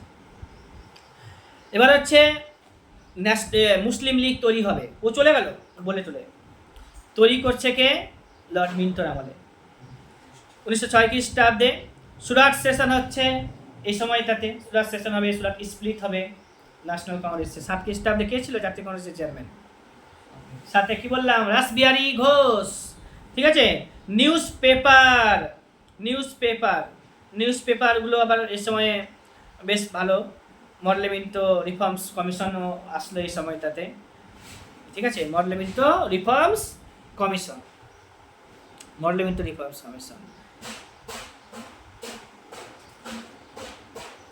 লর্ড মিন্টো যখন এসেছিল ভারতে, তখন এসপি সিনহা, সত্যেন্দ্র প্রসন্ন সিনহার নাম পাবে। এই সত্যেন্দ্র প্রসন্ন সিনহা হচ্ছেন প্রথম ভারতীয় যিনি ওই লর্ড মিন্টোর অর্থাৎ গভর্নর জেনারেলের পরিষদের সদস্য হিসেবে নির্বাচিত হয়েছিল। লর্ড মিন্টোর আমলে 1908-9 খ্রিস্টাব্দের দিকে, ঠিক আছে, 9 খ্রিস্টাব্দে যে আইনটা পাস হয়েছিল, তারপরে এটা যে 1908-9 খ্রিস্টাব্দে এসপি সিনহা হচ্ছে প্রথম ভারতীয়, হ্যাঁ, সদস্য যে গভর্নর জেনারেলের পরিষদে মনোনীত হয়েছিল। মডেলিমিন্টো সংস্কার 1909 খ্রিস্টাব্দে, এখানে মুসলিমদের জন্য আলাদাভাবে ইলেকটোরেট ব্যবস্থা চালু করতে বলেছিল। আর বালগঙ্গাধর তিলক 1908 খ্রিস্টাব্দে 6 বছরের জন্য মান্দালয়ে নির্বাসিত হয়েছিল, মান্দালয়ে ওকে পাঠানো হয়েছিল। এবার হচ্ছে 1907 খ্রিস্টাব্দে সুরাট অধিবেশন, রাসবিহারী বোস সেখানকার সভাপতি, নরমপন্থী দলের সভাপতি। আর এই সময়টাতে নরমপন্থী চরমপন্থী ভাগ হয়ে যায়, হ্যাঁ। 1906 খ্রিস্টাব্দে জাতীয় শিক্ষা কমিশন, ন্যাশনাল এডুকেশনাল কাউন্সিল তৈরি হয়েছিল। শ্রী অরবিন্দ যে আছে, শ্রী অরবিন্দ জাতীয় মহাবিদ্যালয়, জাতীয় শিক্ষা কমিশন তৈরি হলো না, সেখানে জাতীয় মহাবিদ্যালয়ের অধ্যক্ষ নির্বাচিত হয়েছিল ঋষি অরবিন্দ ঘোষ 1906 খ্রিস্টাব্দে। তখন তার বেতন ছিল 750 টাকা। কত বললাম? 750 টাকা বেতন ছিল। বঙ্গভঙ্গ আন্দোলন করার সময় ন্যাশনাল মেডিকেল কলেজ তৈরি হয়েছিল। আলিপুর বোমা মামলা হয়েছিল 1908 খ্রিস্টাব্দ থেকে। ঋষি অরবিন্দ ঘোষকে এখানে অভিযুক্ত করা হয়েছিল। অরবিন্দ ঘোষরা হচ্ছে দুই ভাই, ইতিহাসে যেটা দেখেছি, অরবিন্দ ঘোষ, ঋষি অরবিন্দ ঘোষ আর বারীন্দ্র কুমার ঘোষ। এই বারীন্দ্র কুমার ঘোষও এই আলিপুর বোম কেস, ঠিক আছে, মামলাতে ফেসে গেছিল। কেন যে কীভাবে ধরা পড়লো ওরা? যে 1908 খ্রিস্টাব্দে বিহারে মুজাফফরপুরে ক্ষুদিরাম বসু, প্রফুল্ল চাকি দুজনে মিলিয়ে গিয়ে যে মিসেস কেনেডিকে মেরে দিয়েছিল, মেরে দেওয়ার কারণে ওরা দেখছে যে এটা বাঙালি ছেলে, কোথা থেকে অস্ত্র নিয়ে আসছে। তো অস্ত্রগুলো আলিপুরে পেয়ে গেছিল, তো আলিপুরে কারা কারা অস্ত্র টস্ত্র তৈরি করছে মানিকপুকুরের কাছে। এবার ওখান থেকে ধরে নেওয়া হলো সবাইকে, অরবিন্দ কুমার ঘোষ, ভূপেন্দ্র, অনেকজন আছে, ভূপেন্দ্রনাথ দত্ত মানে এর ভাই, বিবেকানন্দের ভাই। অরবিন্দ ঘোষ সেখানে প্রত্যক্ষভাবে জড়িত ছিল না বলে চিত্তরঞ্জন দাস আইনি সহায়তায় না আইনি চেষ্টায় বাঁচিয়ে নিয়েছিল। কে? চিত্তরঞ্জন দাস তাকে বাঁচিয়ে নিয়েছিল। এবার হচ্ছে কি 1906 খ্রিস্টাব্দে ঢাকার নবাব সলিমুল্লাহের নাম ভাবে আগা খানের নেতৃত্বে মুসলিম লীগ তৈরি হয়েছে। ক্ষুদিরাম বসুর ফাঁসি হয়েছে 1908 খ্রিস্টাব্দে 11 তারিখে, আগস্ট মাসে, প্রত্যেক বছর 11 তারিখটা মনে রাখবে। লর্ড মদনলাল ধিংরার নাম পাবে তুমি আবার, মদনলাল ধিংরা। হ্যাঁ, 1909 খ্রিস্টাব্দে কার্জন ওয়াইলিকে হত্যা করে বিদেশের মাটিতে প্রথমবার ভারতীয় শহীদ হয়ে গেল। মদনলাল ধিংরা বিদেশের মাটিতে প্রথম ভারতীয় শহীদ হয়েছিল। নাসিক ষড়যন্ত্র মামলা চালু হয়েছিল অনন্ত লক্ষ্মণ কানহরের নেতৃত্বে। যুগান্তর পত্রিকা 1906 খ্রিস্টাব্দ থেকে পাবলিশড হতে শুরু করেছিল। সন্ধ্যা পত্রিকা ব্রহ্মবান্ধব উপাধ্যায়ের ছিল।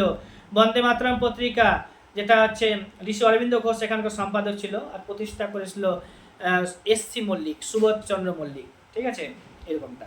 আমি আজকে এখান থেকেই ছাড়বো। লর্ড কি নাম বললাম, মিন্টো। তারপর একটা একদম ভালো আন্দোলন চলবে, ওটার জন্য একটা আলাদা আবার ভিডিও হবে। ঠিক আছে, ওটা আরেকটা ক্লাস দেওয়া যাবে। এটাকে দেখতে হবে প্রতিদিন। যদি তুমি দেখো 1 ঘন্টা করে ভিডিও, 1 ঘন্টা 10 মিনিটের ভিডিও আছে, প্রতিদিন 1 ঘন্টা করে যদি সময় অপচয় করো এটার জন্য, তাহলে তুমি ইতিহাসটা বিল্ড করতে পারবে, ন্যাশনাল মুভমেন্টটা। আর তোমাদের কাছে আরও যার তথ্য আছে বাড়ি থেকে বসে বসে পড়বে। আপাতত এটা দেখো, সব বলতে হবে কিন্তু যা যা এখানে আছে। ঠিক আছে, আজকে ছুটি।